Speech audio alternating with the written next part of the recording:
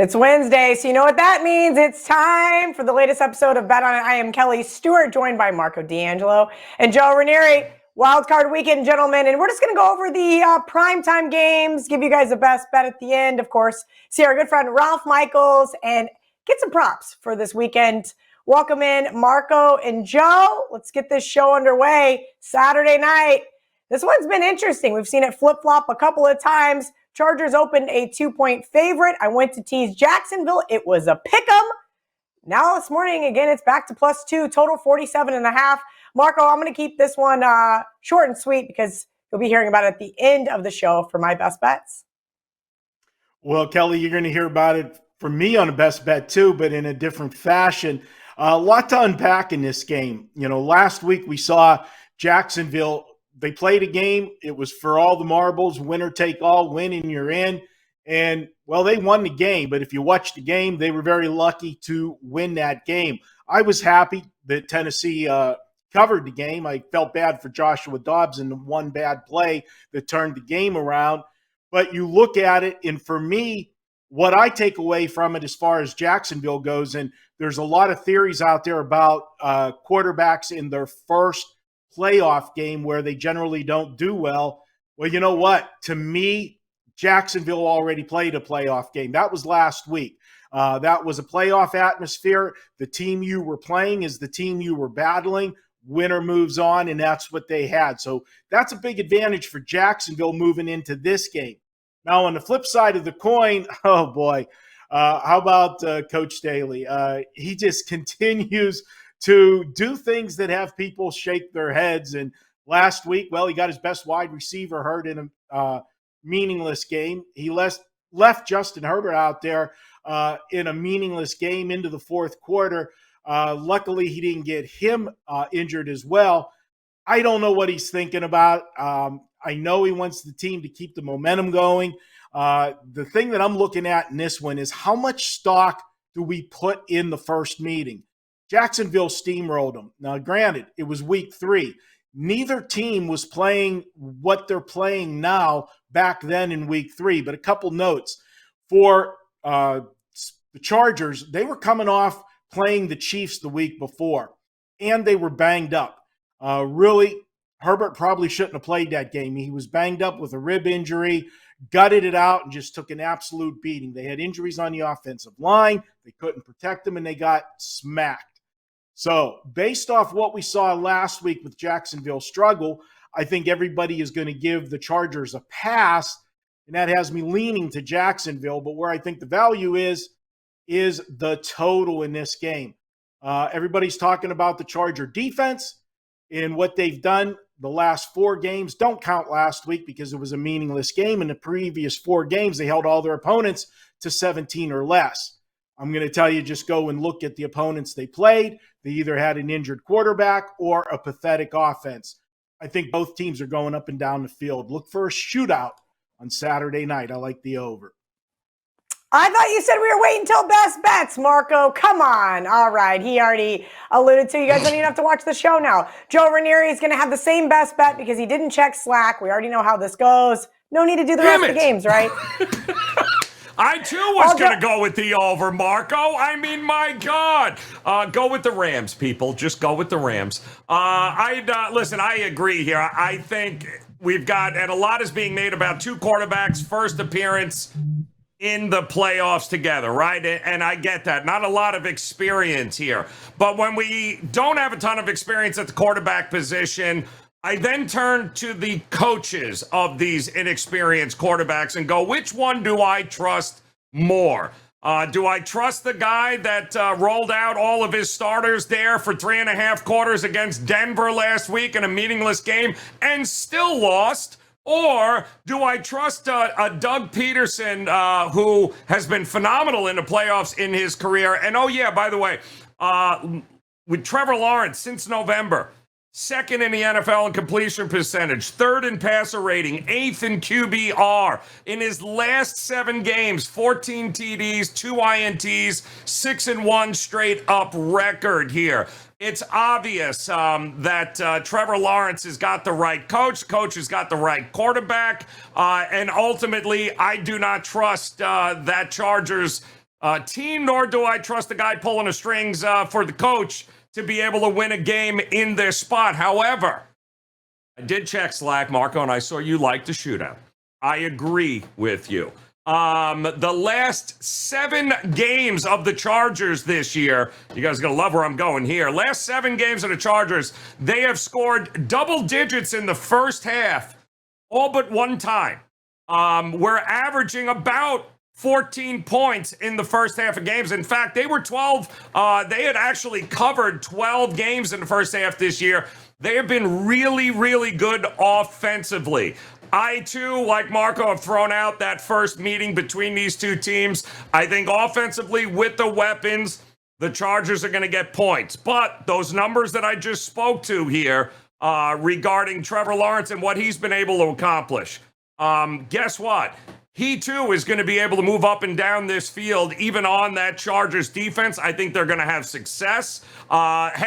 I mean, they combined for 20 against Tennessee, and they could barely move the ball there. And Tennessee, with a guy off the street, managed to at least hit 20. The first half total is only 23 and a half. I think it's no problem having a 14-10 game at the bare minimum going into the break. So I am going to agree with Marco, only I'm going to look at that first half over at 23, Kel.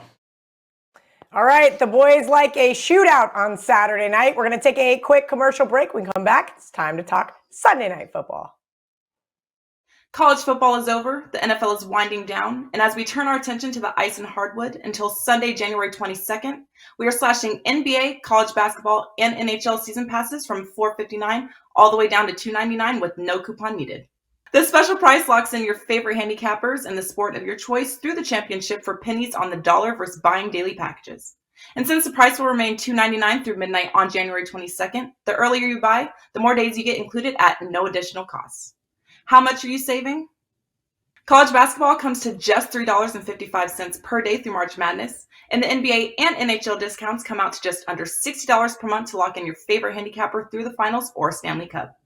Go to your favorite handicappers page at WagerTalk and or Sports Memo and lock in your sports through the championship for only $2.99 each. If you want to combine handicappers or multiple sports, email us and we can work out an even more significant discount for you. Some Sunday Night Football, little rivalry match for Marco D'Angelo, even though his Pittsburgh Steelers did not get in. Ravens, this one's on the move as well. Looks like currently 8.5 on the WagerTalk out screen, pretty much 41 across the board. And that means I'm going to go ahead and assume Lamar Jackson is out for the Cincinnati game. Joe Raineri, how in the world do we handicap this quarterback carousel that is Baltimore? Well, you handicap it without Lamar at quarterback because I believe he's on the back of a milk carton right now in Baltimore because it appears nobody has seen him in a while. He has not, we know for a fact, he has not practiced now in over a month. He has not practiced up until this point, game week, and there is probably very little chance, I think, as we're coming here, Cal, that he is going to be under center this weekend.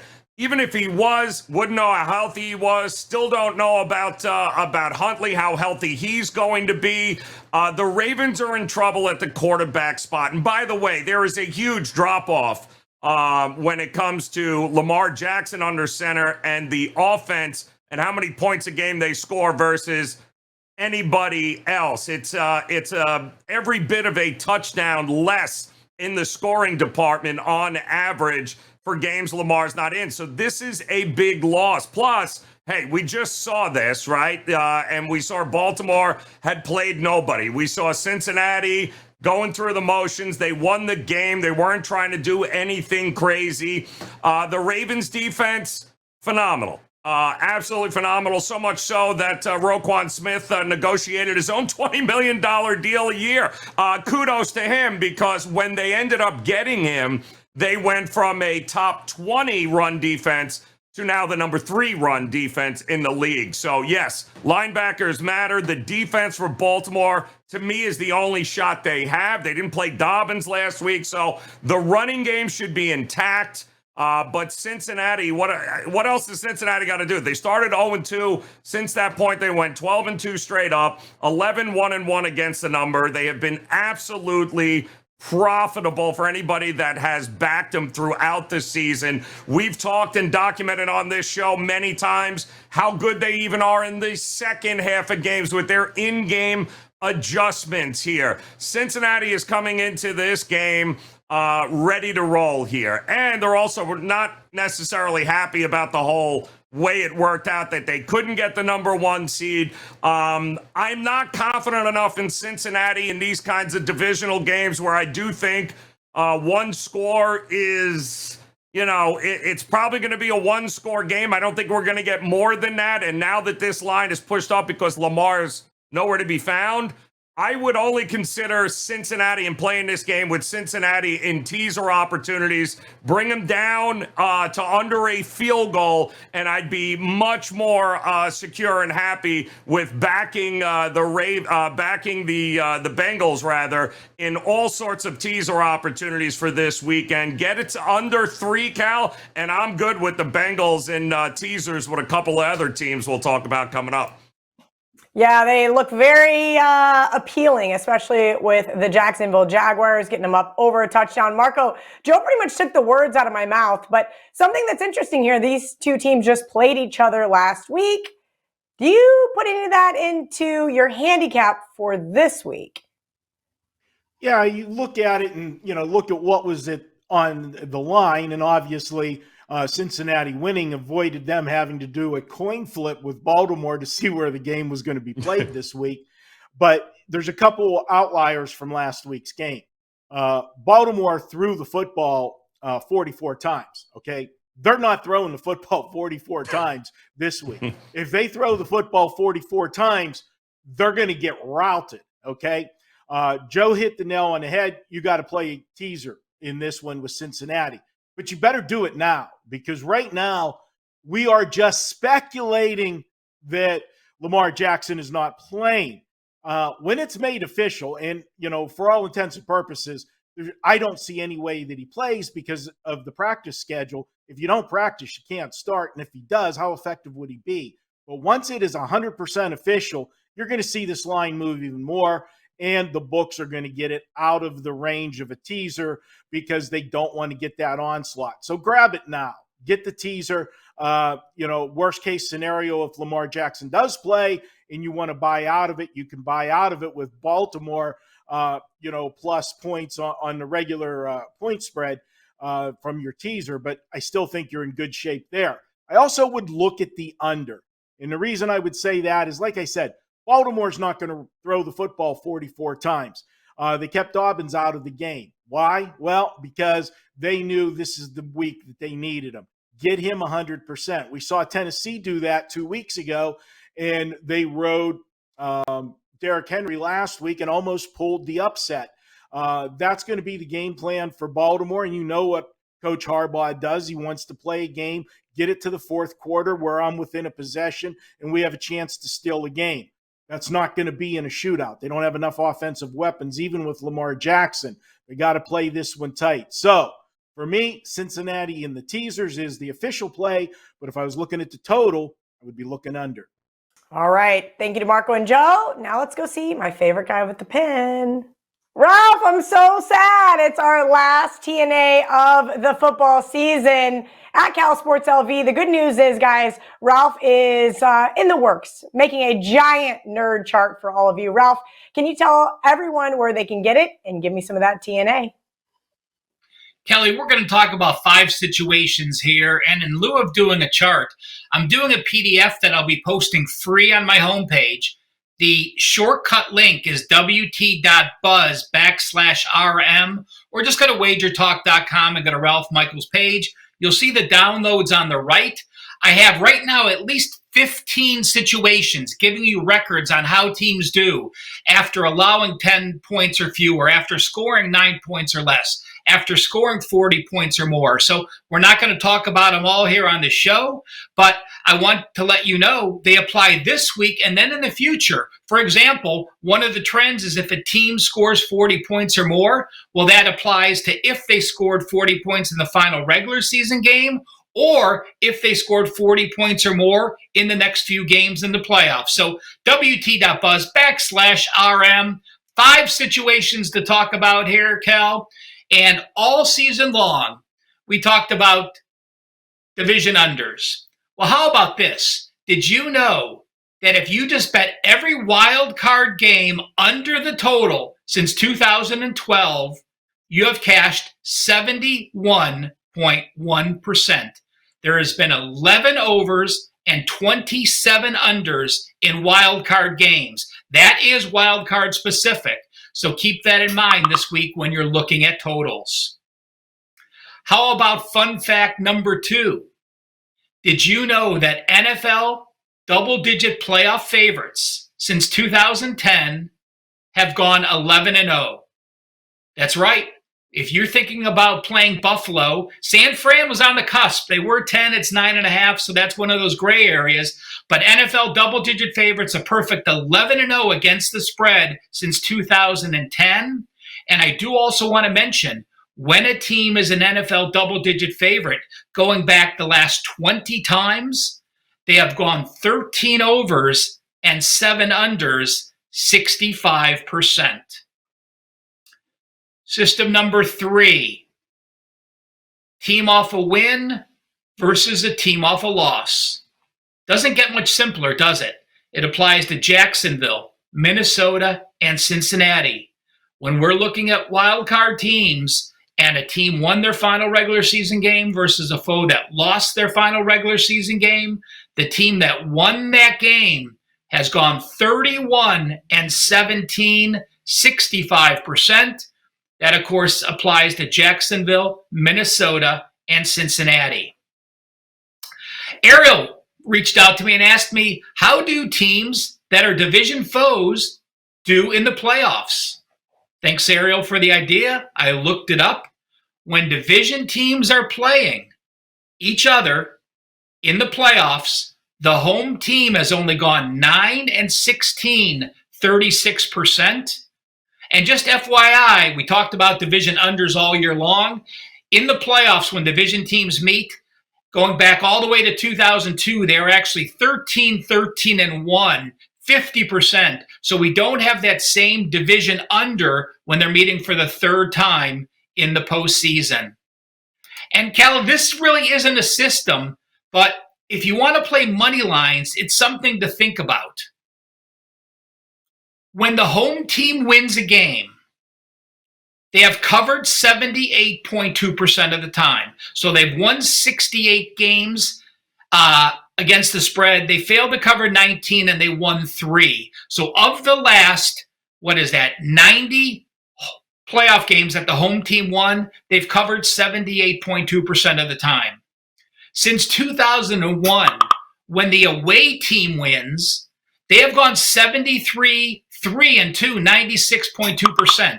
Now that sounds like an incredible number, but let's remember, when you're the away team, 80-some% of those are dogs. So if they win, they're going to cover. Those that are favorites are likely a small favorite. So while it's a wow number, again, if you're playing the road team and you're playing a small away favorite, you might want to think about playing them on the money line. They've gone 73-3-2, 96.2%.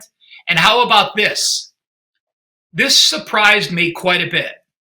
If the home team wins a playoff game, it's gone over the total 58.4% of the time. 52 overs, 37 unders, and 1 push.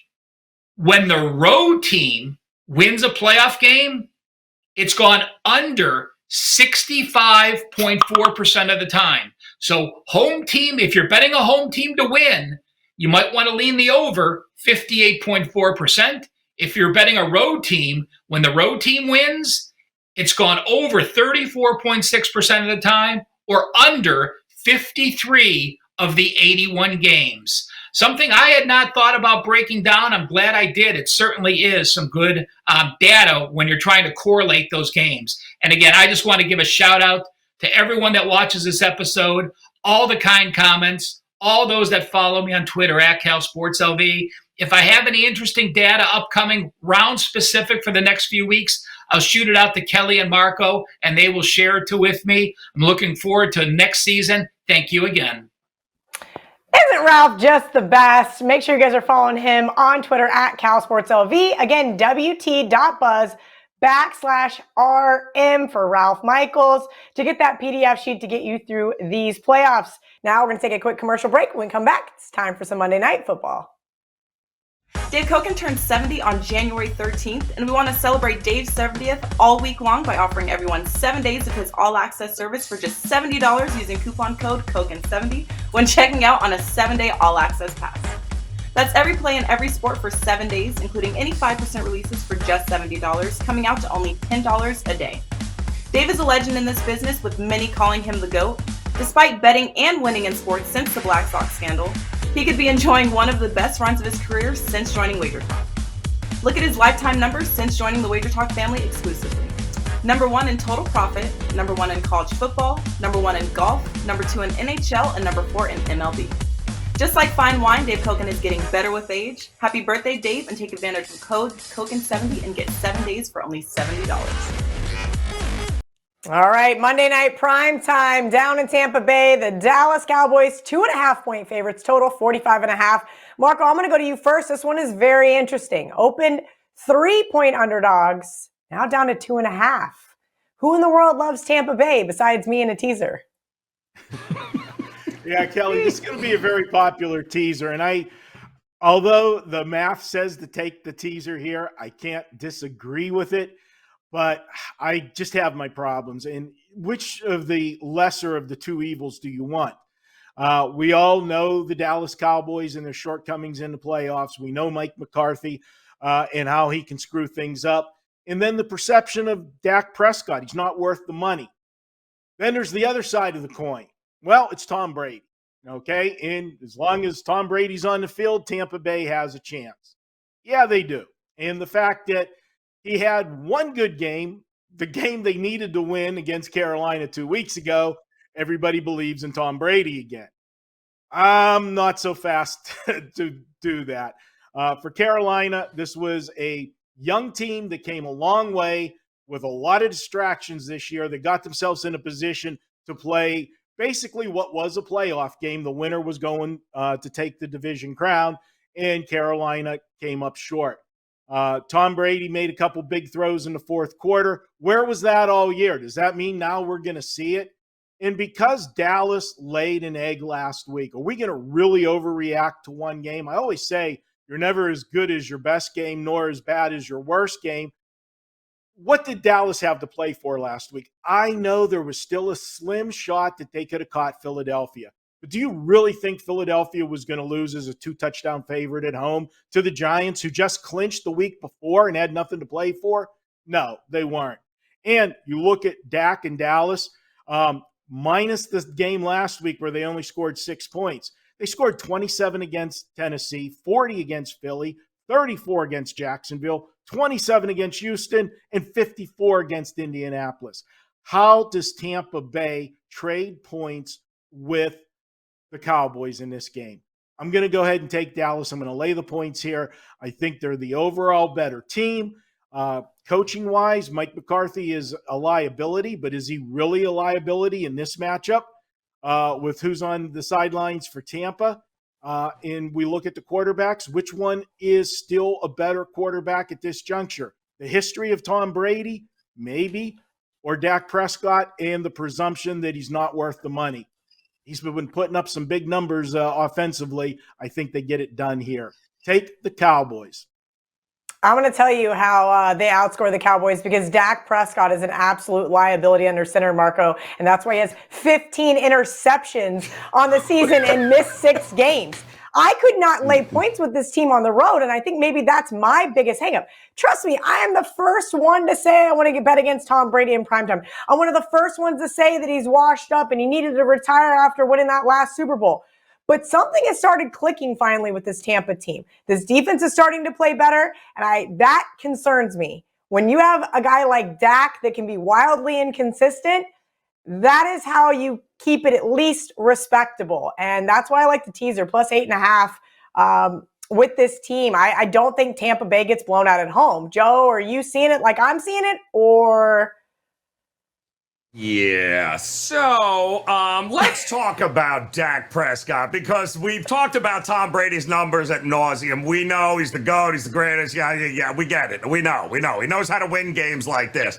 But Dak, in this spot, has not been great. He's 0-4 against the number in his career in the playoffs. And that is some illustrious company that he keeps, because he now joins Andy Dalton and Carson Palmer as the only 3 quarterbacks to be at least 0-4 ATS in the playoffs or worse. He's also thrown an interception, Cal, like you mentioned it, in 7 straight games, 9 of his last 10, and I thought this number was phenomenal.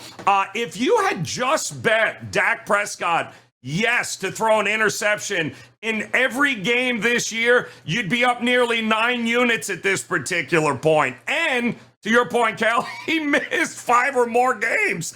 It's absolutely unreal. While McCarthy, yes, 11-7-1 against the number as in the playoffs as a head coach. But you know what? He's also 1-3 straight up and against the number when his team has a better winning percentage in the playoffs. In fact, he's lost 3 straight with the better team. This is impossible to go ahead and trust this Dallas Cowboys team. And by the way, have you noticed how worse the defense has gotten as the season has gone on from the beginning of December to the end of the season? The Dallas defense and their numbers, that vaunted pass rush, not so vaunted anymore. They've actually gotten worse as the month of December progressed. And here we are now expecting them to go play on grass outdoors, which has not been great for them.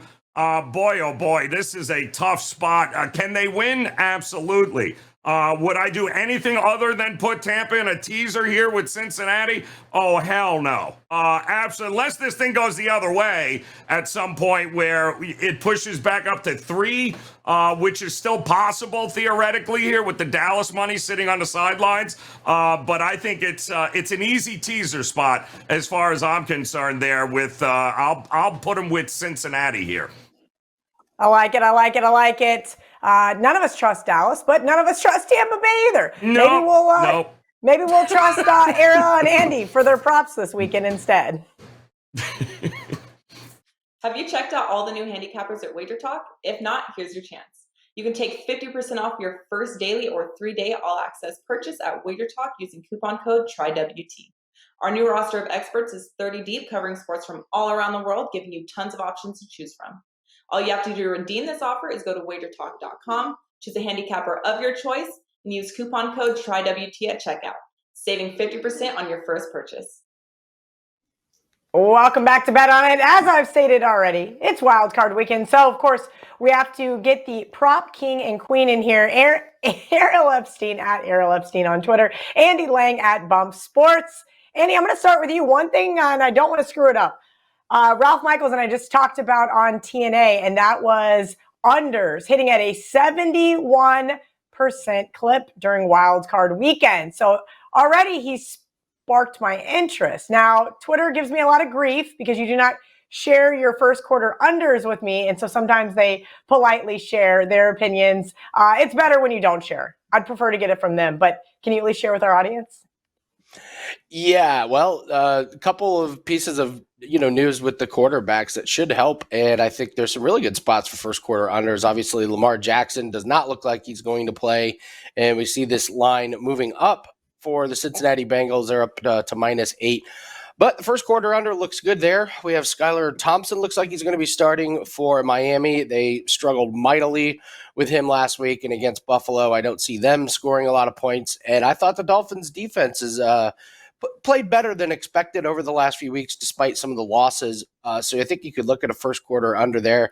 And then anytime you have the San Francisco 49ers defense involved in a game, you can look at first quarter unders there. I agree with Ralph Very low scoring weekend. Sometimes weather can be an issue this late in the year. I don't see weather being a huge factor, maybe some rain in San Francisco. But based on this quarterback news, yeah, unders are going to be the way to go, especially in the first quarter for me. I love to hear that. I'm going to be keeping an eye on, and maybe, you could send me a nice little text message to save my time from having to go to wagertalk.com/Andy Lang. Ariel Epstein, I know you've got an eye on a few things for this weekend. And before I get your best bet, I need to know what is on your radar. I've got two for the Sunday and then the Monday. First, let's start with Sunday, where we've got the New York Giants, who are taking on the Minnesota Vikings. Giants quarterback Daniel Jones to go over 31.5 pass attempts. He had over 40 pass attempts earlier this season against the Vikings. Minnesota does allow for the second most or fourth most pass attempts per game to quarterbacks, especially when playing in a dome. You can see that Jones is going to not be afraid to throw. My favorite combination of things for pass attempts props is a defense that allows for a lot of pass attempts and also a defense that's really good against the run. That's what you get from Minnesota. They're top 10 against the run, so they should be able to limit the Giants running back Saquon Barkley, in addition to making Daniel Jones throw the football. With the Giants being an underdog and the Vikings playing better at home, Giants potentially playing from behind, look for Daniel Jones to throw the football over 31.5 times. Lastly, a prop that is not out yet and likely won't be out until closer to the weekend. It's the over in total tackles for Tampa Bay Buccaneers linebacker Devin White. White is absolutely incredible when it's prime time, nonetheless in the playoffs. A few years ago when the Bucs made their Super Bowl run, White had at least 10 total tackles in every playoff game. He averages close to 10 total tackles in primetime games in his career. I love Devin White to have a big spot on Monday Night Football with the Bucs fighting for their season, a defense that needs to step up against this Dallas Cowboys offense. Get Devin White to the over of probably, I'll see it at 8.5 total tackles. All right, just a little shameless plug for my employer. Andy texted me earlier. He has the same game parlay. I said, Andy, I've never heard of that before. I've only heard of the Parlay Plus at the Barstool Sportsbook. So, Andy, give me your Parlay Plus for Sunday. They haven't been advertising them like the other websites that are firing off millions of commercials during pop-up videos on various websites. I am the commercial. That's what you don't understand. We don't need the commercials because I am the commercial. That's a little bit of a ego boost to yourself, Kelly, in Vegas. Wow. Also, there are 100 other people that work there that are also said commercials. It's just Kelly. Just Kelly. Kelly's the commercial. You're the only one I've heard mention it, so I would just fire back at him. Your fault that nobody knows. I'm the only one talking about it. Yes, let's do a Parlay Plus.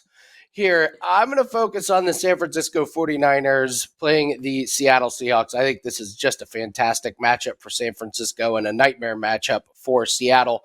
So for the Parlay Plus or same game parlay, I'm going to lower this line down to the 49ers -2.5. I want to get it below a field goal. I think they win pretty easily, but I want to avoid this potential backdoor cover on the full game. I think there's matchups all over the place for defense.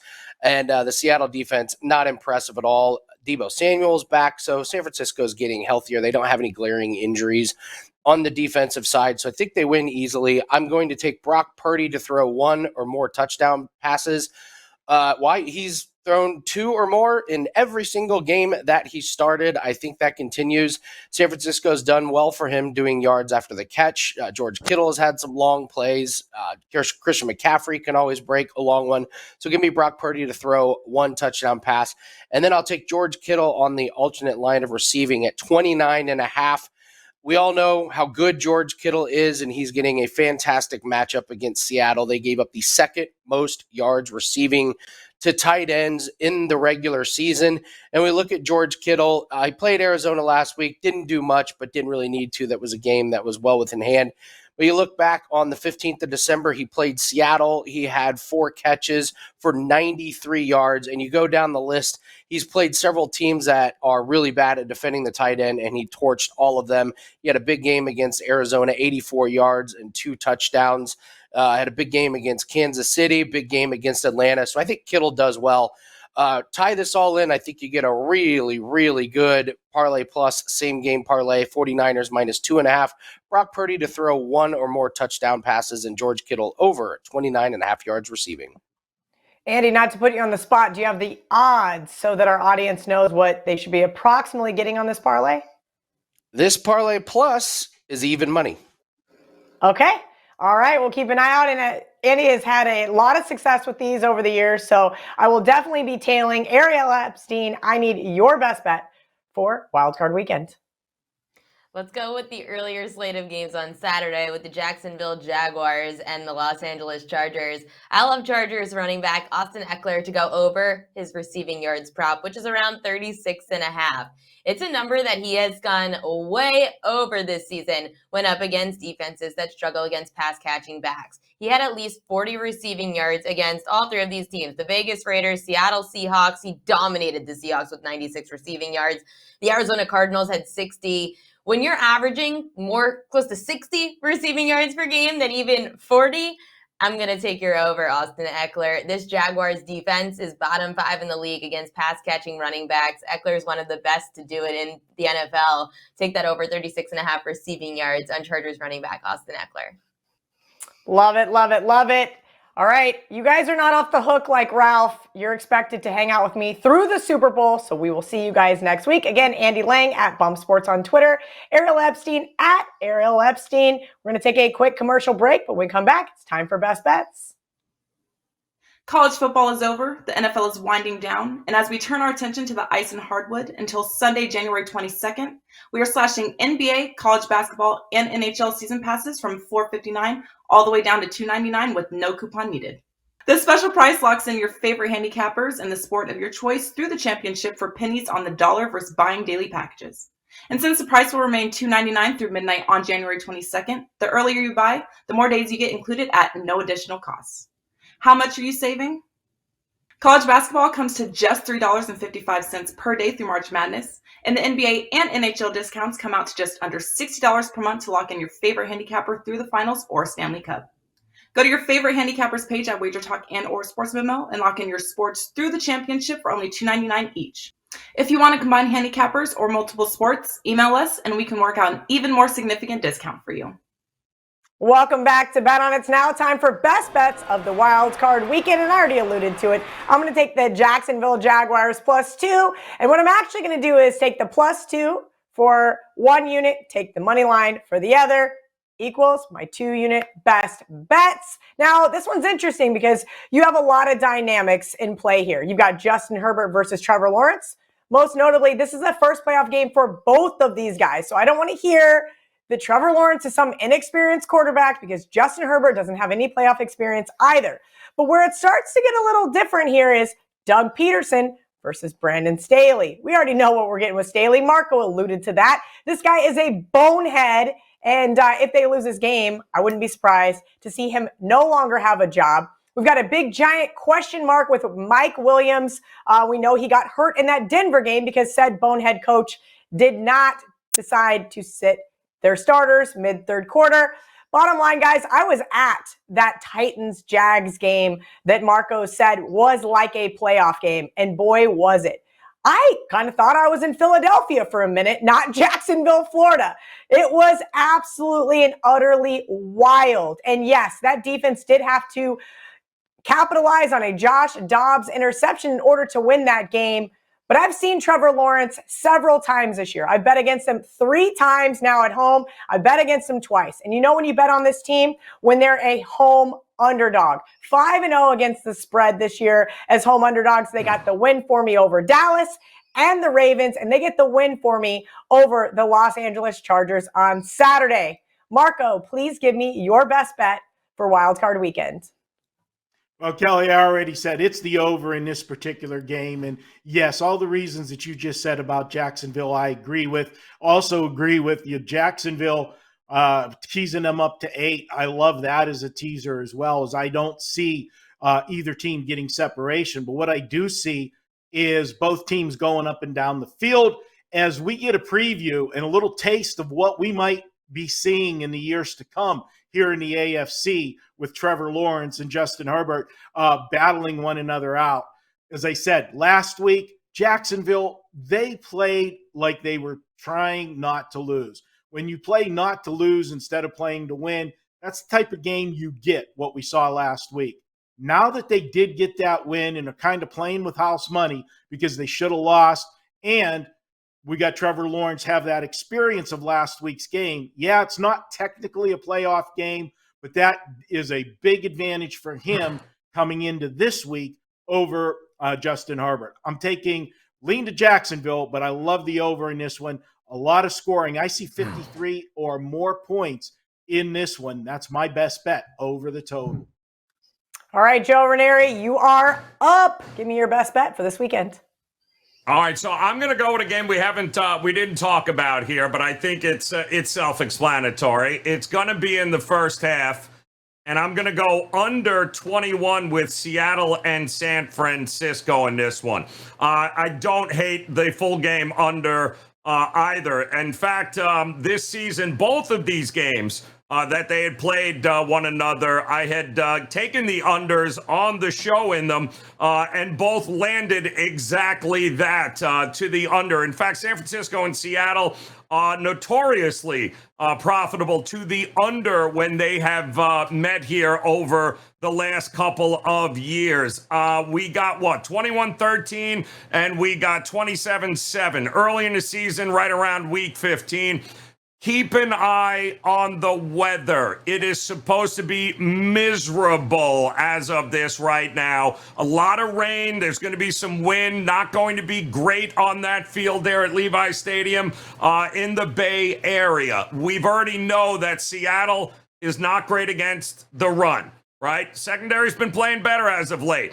Shanahan is not going to put Brock Purdy as a rookie in a position to have to go out there and win the game. It's going to be, okay, Seattle, we know your rushing defense sucks. It has all year. In fact, I can't remember the last time we had this kind of discrepancy between a team who can run the ball going up against a team that can't stop the run. And run, I think, is what you are going to get here. I don't see Seattle scoring early and often in this game. I do see Seattle grinding it out on the ground and going into the break 14-3 type of situation. I don't think we get over 3 touchdowns in the first half. I'm going to go under that number, Cal. Seattle, San Francisco, and keep an eye on that weather report because it might very well get worse as we get closer to game time. So under in the first half for me.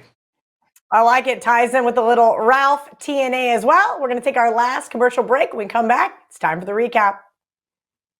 Dave Koken turned 70 on January 13th, and we want to celebrate Dave's 70th all week long by offering everyone 7 days of his all-access service for just $70 using coupon code KOKEN70 when checking out on a 7-day all-access pass. That's every play in every sport for 7 days, including any 5% releases for just $70, coming out to only $10 a day. Dave is a legend in this business, with many calling him the GOAT. Despite betting and winning in sports since the Black Sox scandal, he could be enjoying one of the best runs of his career since joining WagerTalk. Look at his lifetime numbers since joining the WagerTalk family exclusively. Number 1 in total profit, number 1 in college football, number 1 in golf, number 2 in NHL, and number 4 in MLB. Just like fine wine, Dave Koken is getting better with age. Happy birthday, Dave, and take advantage of code KOKEN70 and get 7 days for only $70. Welcome back to Bet On. It's now time for the recap. That's right. Saturday night football. Yep, we got the LA Chargers headed to Jacksonville. Both of the guys like the over. Joe likes the over 23 in the first half. Marco likes a game over 47.5. And I like Jacksonville +2. Split bet with Jacksonville on the money line as my best bet. Marco also best bet over 47.5 in that game. Baltimore, Cincinnati, it's pretty much a consensus. Just tease Cincinnati here with all of the chaos for who is going to be under center for Baltimore. And if you want to tease Cincinnati, do it now. If they announce that Lamar is 100% out, that line will be gone. Another agreement in the teaser selection is me and Joe saying, tease Tampa Bay, just get him up over 8.5. Marco does like Dallas -2.5. And Joe's going a little unconventional for his best bet. Nope, just kidding. He's taking another first half under 21, Seattle and San Francisco. Joe, there's a lot of comments that, they like the show with you. They like the show without you. Maybe if you just mix it up every once in a while and not be so predictable, You are supposed to be a Sagittarius and all. I need a little something different from you from going on. Like I know you want to lay minus 180 for Dak to throw an interception. You're going to take some Brock Purdy, Super Bowl MVP. Yes. Brock Purdy for president, too. All right. Don't get me on that kick because I will vote for him, especially if he ends up winning the Super Bowl here. Hey, if it ain't broke, don't fix it. It's been a mantra of the show from the beginning, right? I have no problem in some of these games cashing the ticket early and never having to watch the rest of it. I'm okay with that, Kel. And that game, especially I never Seattle, thought about San the Francisco. plus side. That's a great upside. Disgusting. I don't have to finish watching this game. I don't have to That's see more right. refs with laundry. By the way, I can't tell if Marco is frozen or if he is just so sick of our shit by this point in time in the season. He is just sitting there with like the most like ridiculous look on his face right now. Love you guys. Thank you for tuning in to Bet On It Wild Card Weekend Edition. We will be back every single week during the playoffs. Kelly Stewart at Kelly in Vegas. Marco D'Angelo at Marco in Vegas. Joe Raineri at Joe Raineri. Ralph Michaels. Don't forget about him. Ariel. Andy, our producer Dan, he's going to be at the Eagles game this weekend with any luck.